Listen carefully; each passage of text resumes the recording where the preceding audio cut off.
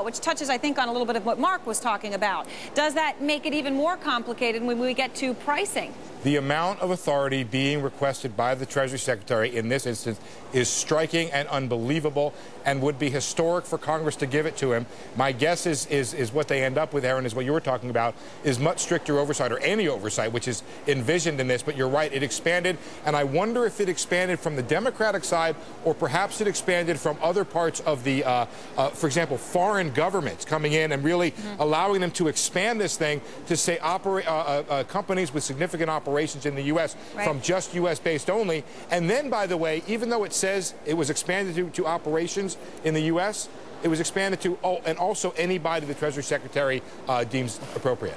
So if you don't fit any of the parameters? If I can just interject here in terms of the actual market these days and the credit markets, hearing some anecdotal evidence, and that's all we really get during the day, about that commercial paper market. Things continue to be difficult. Not that companies aren't able to roll, but it seems like a lot of companies are rolling every 24 hours, which is not really what you want to be seeing, and paying a lot more for it. So to the this goes back to Thursday, and the real concerns there, companies' ability to fund themselves, and what happens if, in fact, that market dries up. I don't know how much time they've got down there in Congress. Probably, much more than you and I do.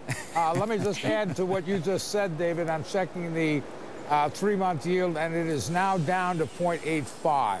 Right. And that is an indicator, once again, that people are willing to virtually give Uncle Sam the money for nothing, rather than take a chance on non-Treasury debt. So that adds to what David just Although, Mark, told us. if it's maybe a very, very slim silver lining indeed, but it does show people believe that Uncle Sam will pay his debts off.